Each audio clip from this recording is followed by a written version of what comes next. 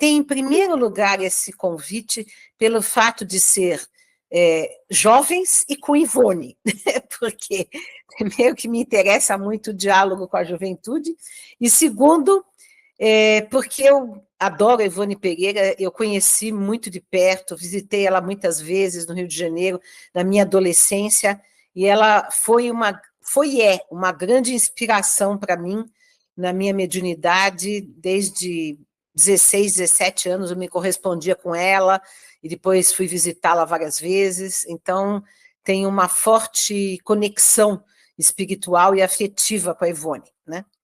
Mas eu, quando eu fui convidada para falar para participar deste evento, né, tinham me chamado para falar sobre sobre autismo, né, que você pediu. Eu falei, não, sobre autismo eu não falo, porque não é minha especialidade, mas eu fiz questão de vir falar sobre a pedagogia espírita, que ainda é uma proposta que já tem 100 anos no Brasil e no mundo, e os espíritas desconhecem, desprezam, desconsideram, não se aprofundam, e eu luto há muitos e muitos anos para levar adiante essa proposta que eu herdei do Herculano Pires, né, que criou o termo pedagogia espírita, mas cuja proposta vem desde Eurípides Bassanufo, né? Então, o que eu vou fazer hoje aqui com vocês? Eu vou fazer um breve histórico da pedagogia espírita. Vocês podem me interromper para perguntar o que vocês quiserem no meio da exposição. E no meio desse histórico, eu vou falando do que é a pedagogia espírita, do que se propõe, porque não é uma ideia de proselitismo. E pedagogia espírita não é ensinar espiritismo, é uma forma de educação que tenha a visão espírita como fundamento, né? E ela pode ser praticada e deve ser praticada com qualquer pessoa, de qualquer religião ou sem religião, de qualquer filosofia ou sem nenhuma afinidade com o espiritismo, porque o que importa é a abordagem que nós fazemos do educando. E esse educando pode ser criança, jovem, adulto, velho, moço, espírito, encarnado, desencarnado, o que for, né? Porque a educação, eu sempre falo, é a essência da vida, né? E o espiritismo, a essência do espiritismo é a educação. Acontece que muita gente fica discutindo, o espiritismo é ciência, é filosofia, é religião. Eu recentemente lancei o meu novo livro, Kardec para o século XXI, né? Em que os primeiros capítulos eu estou, de fato, discutindo essa questão, o espiritismo é ciência, o espiritismo é filosofia, o espiritismo é religião, não é religião, é espiritualidade, não é espiritualidade, enfim, essas questões tão palpitantes que ainda há muito debate em torno, e, no entanto, ninguém, né, fala que o espiritismo é, acima de tudo, uma proposta de educação, né? Educação do espírito, educação como projeto existencial, não só numa vida, mas em múltiplas vidas. Porque para que a gente existe no universo, se não para progredir, evoluir, se aperfeiçoar? Ora, esse é um projeto pedagógico, ou seja, não existe uma pedagogia divina, existe uma proposta de evolução humana e que, portanto, a coisa mais importante é a educação. E as pessoas desprezam a educação. É coisa com criança, então é coisa de mulher, né? Coisa que é desvalorizada na sociedade. Só que a educação é uma coisa muito mais ampla, é uma proposta muito mais profunda, porque se trata, como dizia Platão, de abrir os olhos da alma, né? Ou, como dizia Sócrates, né, de promover uma maiêutica, um parto espiritual, né, um acordar do espírito. Isso que é educação. Ou seja, é uma coisa muito mais profunda do que instrução, do que escolaridade, do que evangelização, do que tudo isso que nós colocamos na conta da educação. É um projeto existencial, espiritual, profundo, pela eternidade, né? Então, quando a gente fala de pedagogia espírita, estamos tocando em temas bastante profundos. Então, o que eu vou fazer aqui agora? Eu vou fazer um breve relato da história do termo e da prática da pedagogia espírita no Brasil, e depois vocês podem, durante a minha exposição, me interromper, e aí eu deixo uns minutos depois para a gente ainda discutir um pouco, tá bom? Tudo bem? Então, vou começar aqui compartilhando a minha tela. Peraí. Estão vendo? Estão vendo? Sim, Dora, estamos vendo sim. E estão me ouvindo também. Também. Tá, ok. Bom, então, durante essa exposição da história da pedagogia espírita, ó, essa é uma diferença do Google Meet e do Zoom. Eu estou vendo a tela que eu estou compartilhando, mas eu não estou vendo nenhum de vocês, né? Vocês estão me vendo enquanto vocês veem a tela ou só a tela? Estamos te vendo, Dora. E eu não vejo vocês. Será que é alguma coisa aqui que eu... Não, é assim do Meet mesmo. É assim mesmo. Tá. Então, vejam, vamos começar aqui. Primeiro, nós temos que nos lembrar de que Hippolyte Léon Denis Rival era educador, né? E é uma coisa que é difícil das pessoas aceitarem essa dimensão. Tanto que já saiu tanta discussão se Kardec era médico, não era médico, que não era médico. Todo mundo já procurou esse diploma, não encontrou, eu mesma procurei na França. E por que todo mundo quer dizer que ele era médico? Porque é muito desprezível, muito sem importância ser educador. Só que a coisa mais importante que existe da vida é justamente a educação, porque, inclusive, Jesus só aceitou o título de mestre. E Kardec se insere dentro de uma tradição pedagógica, que vê que ele estudou com Pestalozzi, que teve influência de Rousseau, que teve influência de Comênios. Então, nós estudamos toda essa tradição pedagógica aí, que podemos remontar até Sócrates e Platão, no nosso curso de pós-graduação de Pedagogia Espírita, de que eu vou falar daqui a pouco, né? Então, Kardec era, acima de tudo, um educador. Se ele fosse apenas um cientista, talvez o espiritismo tivesse se tornado uma pesquisa meramente fenomênica, sem nenhuma filosofia, sem nenhuma proposição ética, como foram, por exemplo, os pesquisadores anglo-saxões, né, que pesquisaram os fenômenos espíritas. Se ele fosse apenas um filósofo, talvez nós teríamos um sistema filosófico muito fechado, muito hermético, inacessível. E se ele fosse um religioso, teríamos uma instituição religiosa com sacerdócio, com rituais. Mas ele era um educador aberto, que integrava aspectos da ciência, da moralidade, da filosofia, mas canalizava tudo para a educação. E, portanto, o Espiritismo tem essa marca da educação. Muito bem, mas Kardec, na sua época, não teve tempo de fazer o nexo entre o seu projeto de educador, que ele tinha sido educador durante 30 anos na França, e o espiritismo, porque ele se dedicou 14 anos ao espiritismo e nem deu tempo dele terminar como ele queria, ele tinha ainda vários projetos de livros espíritas, né? E muito menos fazer esse link entre a educação e o espiritismo. Mas esse link foi feito no Brasil, com a fundação da primeira escola espírita do mundo, que foi com Eurípides Bassanufo, em Sacramento, em Minas Gerais, em 1907. Tá? Então, vejam, Eurípides Bassanufo, que eu considero um dos maiores espíritos que já reencarnaram aqui no Brasil, né? Ele, em 1907, ele fundou o Colégio Allan Kardec. Ele antes já era educador, ele dirigiu o Liceu Sacramentano, mas ele era católico, ele fazia parte de toda a comunidade católica da época, né? E ele, de repente, se converte ao espiritismo, e você citou Maria, eu quero só citar um episódio interessante aqui em relação a isso.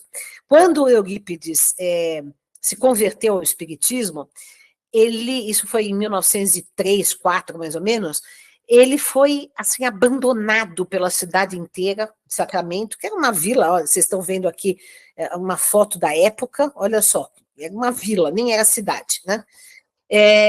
E ele, assim, ele tinha já esse liceu sacramentano, mas os donos do prédio requisitaram o prédio, os professores saíram, os pais tiraram os alunos porque todo mundo achava que ele estava louco ou endemoniado, ou ambas as coisas. Porque imagine virar espírita naquela época, né? Havia um preconceito imenso.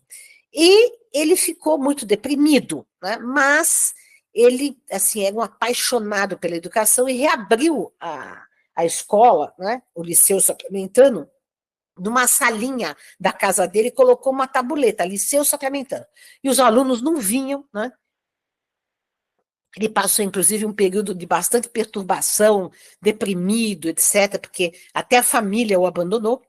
E até que um dia ele sentiu uma forte, porque ele era um médium extraordinário, ele sentiu uma forte intuição de escrever uma mensagem, e quando o espírito se identificou, ele falou, não pode ser, eu acho que agora realmente eu estou louco. Mas o espírito insistiu e escreveu o seguinte: reabra as portas do colégio com o nome Colégio Allan Kardec. Liceu Sacramentano é o último resquício da vaidade humana. Né? E ensina o evangelho do meu filho, e eu cobrirei o colégio com meu manto protetor. Maria, a serva do Senhor. Então foi Maria de Nazaré que incumbe Eurípides Barçanufo de fundar o primeiro colégio espírita do mundo. Mas esse colégio, o que era? Era uma escola de vanguarda, com teatro, com aulas práticas, com aulas passeio, sem notas, sem prova, sem castigo, quando na época ainda se usava palmatória, joelho no milho, ou seja, uma escola amorosa, de diálogo, e não era uma escola que doutrinava no espiritismo. O Eurípides Barçanufo dava aula de religiões comparadas e, ao mesmo tempo, falava, claro, sobre o espiritismo, mas não só, não era doutrinante do espiritismo. E, de fato, Maria cobriu o colégio com seu manto protetor, porque dentro em pouco era a escola mais frequentada da região, né? Chegando a ter mais de 200 alunos. E aí nós temos a prática inaugural da pedagogia espírita. Ainda não havia o termo, porque o Eurípides não escreveu nada, inclusive, ele só praticou, né? Mas essas ideias, escolas, teorias, foram se desenvolvendo no decorrer do século XX. Então, nós temos a Anália Franco, Tomás Novellino, Vinícius, Herculano Pires, Ney Lobo, sobre cada qual eu vou falar um pouquinho da contribuição que deram nessa construção que está ainda em andamento de uma proposta de pedagogia espírita. Então, nós temos a Anália Franco, que era contemporânea de Eurípides, e pouca gente sabe, os dois se encontraram. A Anália Franco foi até Sacramento com as suas alunas, porque ela tinha uma companhia de teatro e uma banda musical constituída de meninas, de alunas mulheres. A primeira banda de mulheres no Brasil foi feita por ela, era uma feminista, total feminista, né? A Anália Franco, e ela esteve um dia em Sacramento com essas alunas, encontrou com Eurípides, conversaram, fizeram um evento juntos, então eles se conheceram e trocaram um diálogo, né?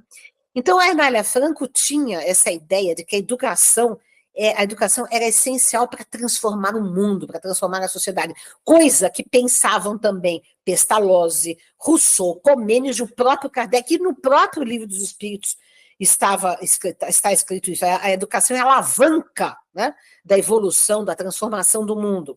Está no Livro dos Espíritos. Outra coisa, a Ivone, assim como Eurípides, fazia um diálogo ecumênico interracial. Gente, eu só quero dizer que nesse início do século XX no Brasil, nós temos, já tinha havido a abolição da escravatura, mas hoje todo mundo sabe que os negros não foram integrados, até hoje não foram integrados na cultura, na sociedade, sempre foram discriminados, não houve um projeto de integração, de reforma agrária, de antirracismo, né? E até hoje nós observamos um racismo estrutural na sociedade brasileira. E, no entanto, tanto Eurípides quanto Anália Franco tinham já uma proposta e praticavam uma integração racial, interracial. Porque tanto um quanto o outro tinham crianças negras na escola e tinham professores negros na escola, o que era absolutamente muito raro na época, né? Eu não sei de nenhum outro caso, né? Então, e a Anália Franco também se propunha fazer esse diálogo interreligioso.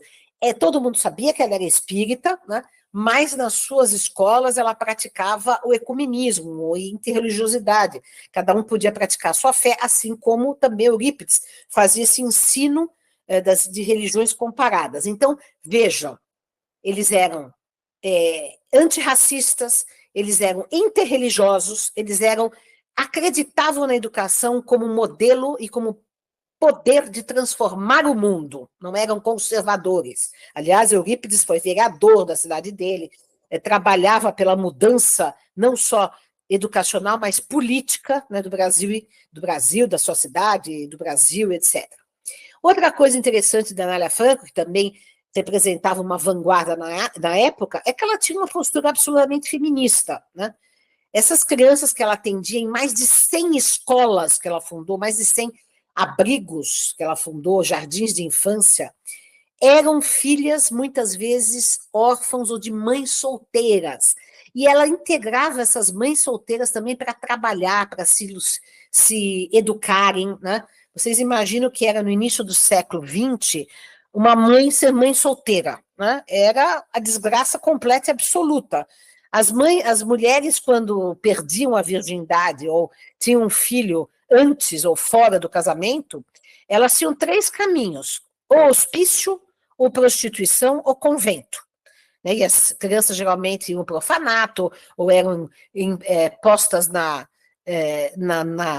Santa Casa de Misericórdia, na roda da Santa Casa de Misericórdia. Pois a Anália Franco acolhia as mulheres, acolhia as crianças, né?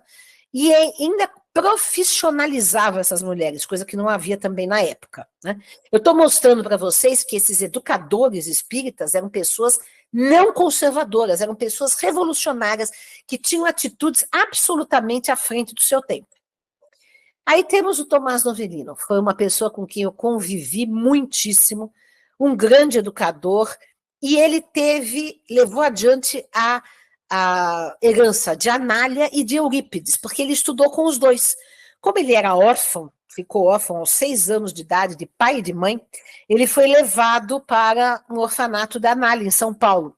Estudou lá alguns anos, e depois ele foi estudar no Colégio Allan Kardec de Eurípides Bassanufo. E ele se embebeu de toda essa inspiração e fundou em Franca, da cidade onde ele atuou. Ele era mineiro também, mas ele atuou em Franca. Ele fundou 3 escolas em Franca, 3 institutos Pestalozzi e uma escola em Sacramento, o Colégio Eurípides Bassanufo. E uma coisa interessante é que ele fez um projeto sustentável, né? Coisa que até hoje nós temos dificuldade de fazer projetos espíritas ou educacionais sustentáveis, né? Muito difícil.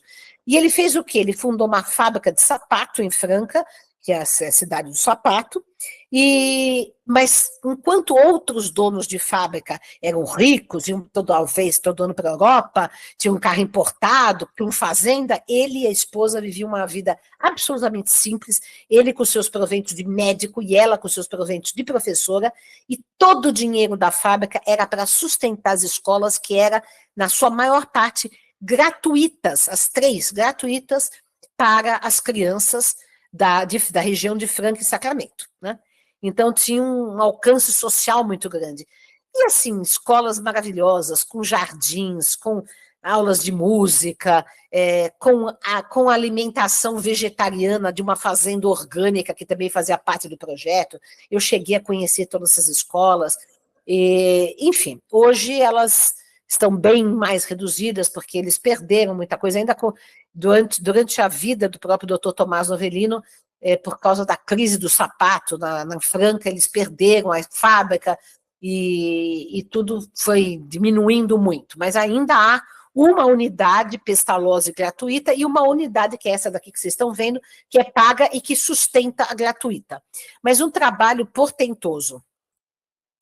Aí nós temos o Vinícius Pedro de Camargo, que era um educador também, que escreveu vários livros sobre educação, na Escola do Mestre, Mestre na Educação, né? E que relaciona o cristianismo e o espiritismo como projetos de educação, e não de salvação, e não de religião, e não de domesticação, mas de abertura da alma, né? E ele fundou em São Paulo, junto com outros companheiros, e na época o Herculano também fazia parte disso, Herculano Pires, o Instituto Espírita de Educação, que depois foi desfeito também, porque as iniciativas de educação no movimento espírita não prosperam, muita dificuldade de prosperar, porque não há o apoio do movimento federativo, não há o apoio dos espíritas em geral, né?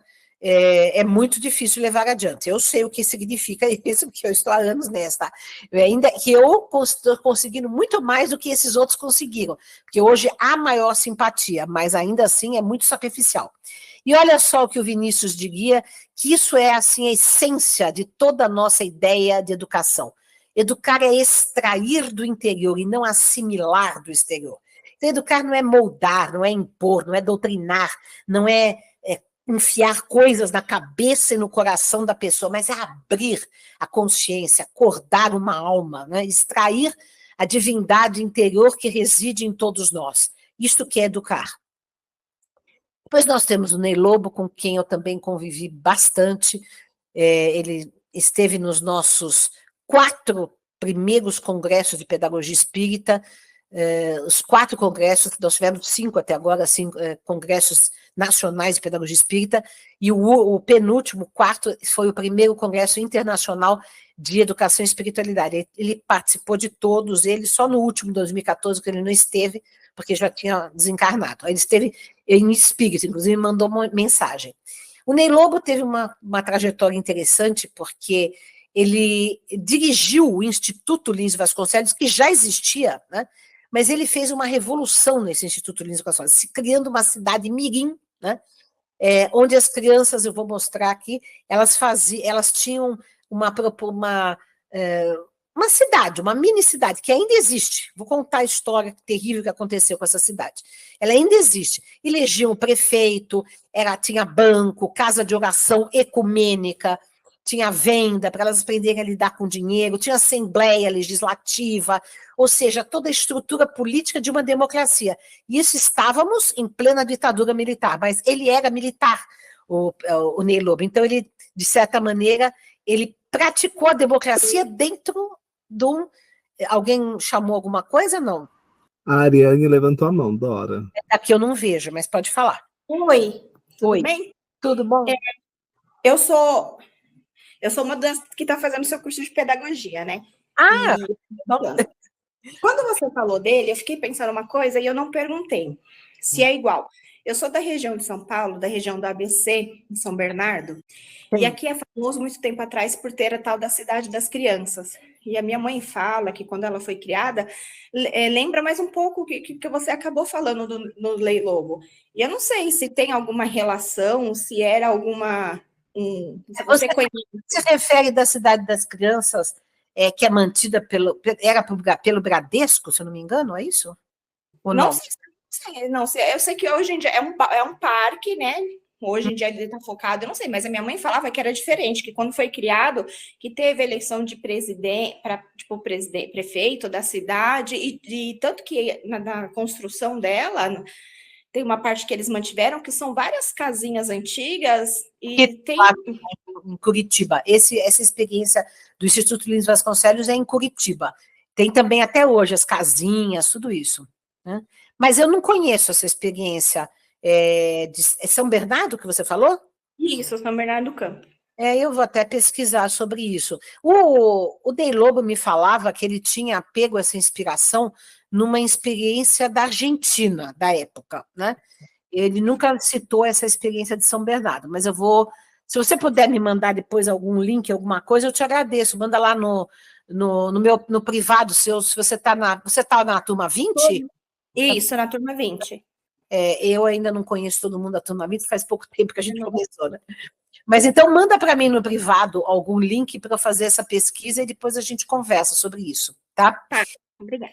Aí o que acontece? Essa cidade mirim, ela era baseada na ideia de que a educação tem que ser ativa, que era a ideia de Rousseau, de Pestalozzi, de Comênios, tem que ter cooperação e não competição, autossuperação e não avaliação do adulto, e reparação e não punição. Vejam que são ideias pedagógicas bastante inovadoras, modernas, bastante diferentes do que é até hoje a escola tradicional. A escola tradicional é passiva, é competitiva, é na avaliação que o professor faz do aluno, é toda na base de punição, exclusão, né? Nota é uma espécie de punição, nota baixa, suspensão, tudo é na base da punição, né? Toda a nossa sociedade, aliás, é punitivista, e o próprio espiritismo também adota muitas vezes uma postura punitivista, está pagando, está resgatando, e é uma das coisas que eu tenho trabalhado bastante para a gente tirar isso da cabeça, né? Porque evoluir não precisa, para a gente evoluir não precisa se punir, nem punirmos uns aos outros, precisamos nos refazermos, aprendermos, porque tudo faz parte de um processo de aprendizagem. Olha aí a cidade Mirim, da época, né? Como era interessante, eu cheguei a ver também, agora parece que reconstruíram, mas veja o que aconteceu com isso. Vocês veem como o movimento federativo é contra a educação espírita? Quando ainda o Ney Lobo estava vivo, em 1998,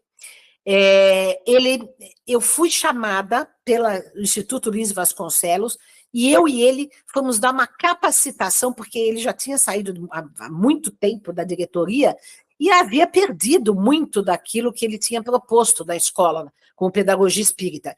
E nós fomos chamados para fazer uma capacitação para os professores. Meses depois, a Federação Espírita do Paraná fez o seguinte, arrendou a escola para um grupo comercial, de educação comercial. Né? O Ney Lobo foi lá, falou com o diretor, falou para não fazer, o diretor da federação, não fazer isso, que era um patrimônio dos espíritas, não ouviram.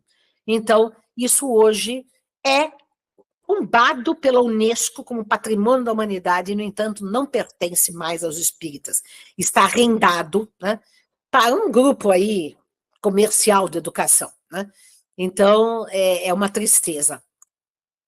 Bom, depois nós temos o Herculano Pires, que foi a pessoa com quem eu convivi desde criança, desde 2 anos de idade, e foi ele que criou o termo pedagogia espírita. Né?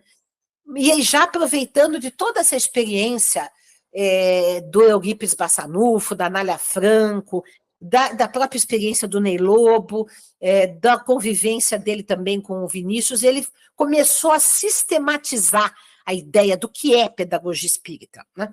E ele teve algumas contribuições muito interessantes, tanto que existe o livro dele, Pedagogia Espírita. Eu também tenho o meu, que é Pedagogia Espírita, mas o dele é uma coletânea de artigos da revista Educação Espírita, que ele lançou no iniciozinho da década de 70, mas que ele só conseguiu fazer 6 números, né? Porque não havia interesse, uma oposição tremenda do movimento espírita. Por exemplo, ele tem o conceito de ser interexistencial, é muito interessante, que nós não existimos apenas no aqui e agora, mas não interexistimos no tempo e no espaço, e a criança é um ser interexistencial, a criança é um ser encarnado e deve ser olhado como tal. Né? Outra coisa que o Herculano era muito engajado socialmente, ele era um homem de esquerda, jornalista, foi presidente do Sindicato dos Jornalistas do Estado de São Paulo, liderou greve, escreveu livros sobre como o reino, né, que discute a proposição de uma ideia social espírita. Então, era uma pessoa de muita vanguarda, como todos esses que eu estou falando aqui. Nenhum deles era conservador, né? Nenhum deles era de direita, nenhum deles apoiaria governos de extrema-direita, como o movimento espírita brasileiro ultimamente aprovou e apoiou, infelizmente. Né? Então, são pessoas que se destacaram por seu espírito crítico, por seu espírito de vanguarda na época em que viveram. Bom, aí chegamos nós aqui, né? Em 1997, eu fiz a primeira edição do meu livro, que até hoje é o meu best-seller, que é Educação segundo o Espiritismo. Essa daí foi a primeira capa. Hoje temos outras capas, está esgotado, inclusive, mas teve mais de 12 edições esse livro. Né? E em 1998, nós criamos a editora Comênios, que ainda hoje existe, né, sempre com um baita sacrifício, sempre no vermelho, mas, graças a Deus, estamos dando aí uma contribuição bem substancial para a cultura espírita, com a ideia de fazer uma editora espírita diferente, progressista, dedicada à filosofia, à educação, tem muitas teses, muitas dissertações de mestrado, teses de doutorado, tem muita coisa sobre educação, sobre filosofia, enfim, não é uma editora que publica romance, água com açúcar, é uma editora, eu sempre digo que eu gostaria de fazer, que eu não tenho dinheiro para isso, mas nós estamos seguindo nesse rumo dentro das nossas condições, como se fosse uma editora Vozes espírita, né? A editora Vozes é uma baita de uma editora franciscana, que é progressista, que publica o Leonardo Boff, o Frei Beto, etc. E, ao mesmo tempo, tem outros autores que nem são espíritas, nem são católicos, desculpa. Como assim nós também fazemos isso na nossa editora? E aí, em 2001, eu defendi minha tese de doutorado, Pedagogia Espírita, um projeto brasileiro e suas raízes, né? Onde eu falo de Eurípides, de Herculano, de Ney Lobo, de todo mundo, e também do Comênios, do Rousseau, do Pestalozzi, de Sócrates, de Platão. Foi uma tese de doutorado feita na USP e que, digamos assim, conseguiu trazer uma fundamentação teórica mais profunda, financiada pelo CNPq, né? Enfim, que teve para dar uma consistência, né? Porque uma coisa é escrever um livro para o movimento espírita, todo mundo acha ótimo, tá? Mas outra coisa é enfrentar uma banca da USP com uma proposta de pedagogia espírita. Em 2004, nós fundamos, então, a Associação Brasileira de Pedagogia Espírita.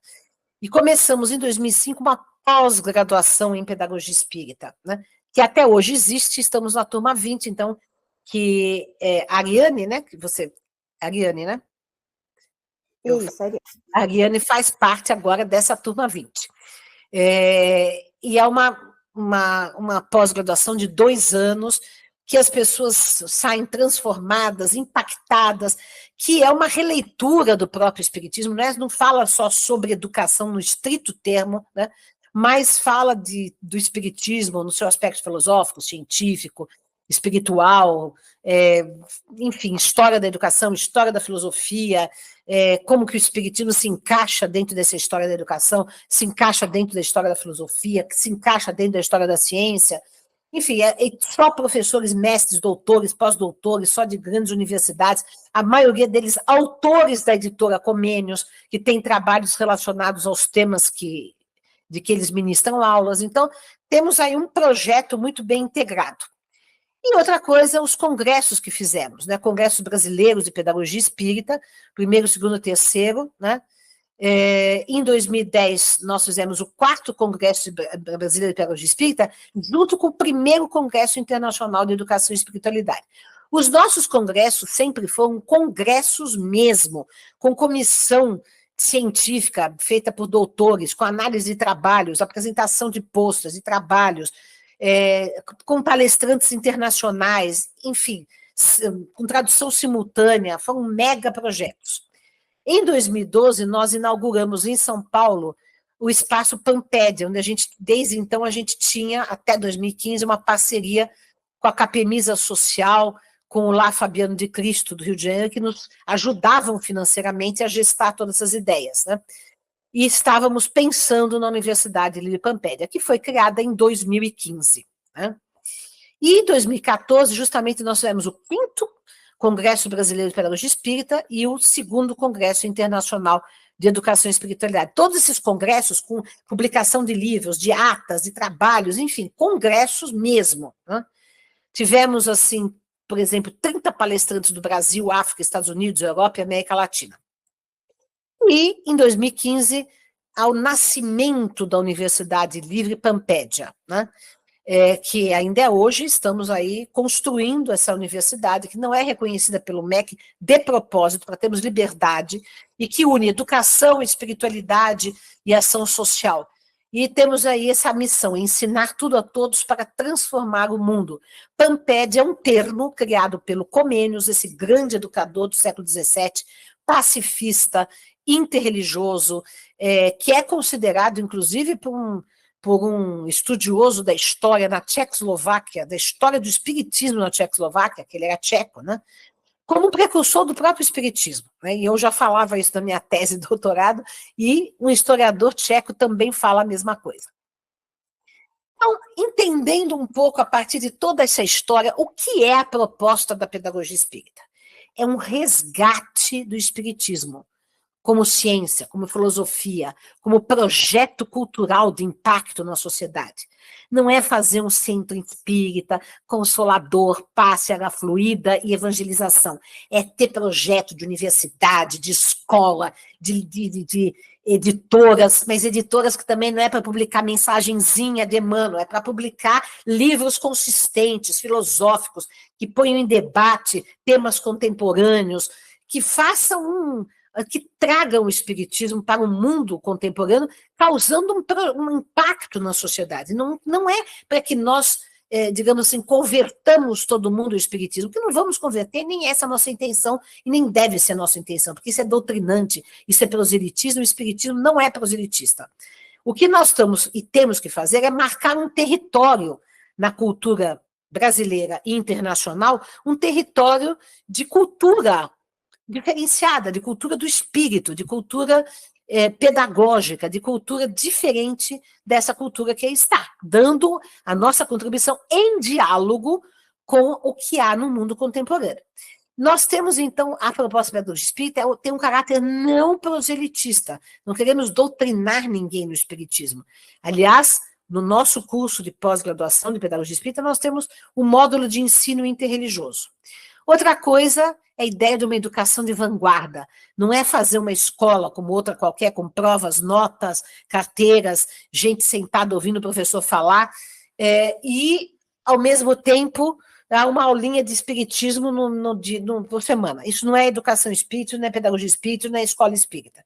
Escola espírita é uma escola diferente, em que tenha projetos interdisciplinares, em que tenha estudos interreligiosos, pesquisa, diálogo, democracia, participação de todos, que não seja uma escola para gerar lucro para alguns poucos, e nem é também uma escola estatal, né, porque a escola estatal não pode ter um caráter especificamente espírita, né? E eu acredito muito em cooperativas, né?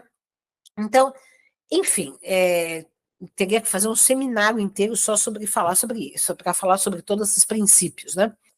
Interdisciplinaridade, que é uma das coisas mais importantes que nós precisamos no mundo contemporâneo para entender o mundo e lidar com o mundo, e a pedagogia espírita se propõe a ser interdisciplinar, assim como o próprio espiritismo é interdisciplinar. O espiritismo toca em todos os ramos do conhecimento humano. E introduzir a temática do espírito na educação, do ensino fundamental à universidade, ou seja, nós temos que, sem doutrinar no espiritismo, trazer para as aulas de filosofia, para as aulas de ensino religioso, interreligioso, também a proposta espírita, em diálogo com outras, em diálogo com o materialismo, em diálogo com o catolicismo, com o budismo, ou seja, é debater para ventilar ideias, para que os alunos, os jovens, saibam onde estão pisando e tenham noção do que pensam, do que querem, sem nenhum tipo de cabresto ideológico. Então, é isso, mais ou menos, que eu queria comentar com vocês de início, e vou abrir para perguntas e diálogos que vocês queiram fazer perguntas, sugestões, ideias. Dora, então, já que o povo acha que estão com uma pergunta, deixa eu comentar, então. Não sei se os demais estão com receio de perguntar porque está gravando, mas, Gui, acho que se quiser pode desgravar agora, para que o pessoal fique mais à vontade para fazer as dúvidas. Dora, e por que tirar essa evangelização e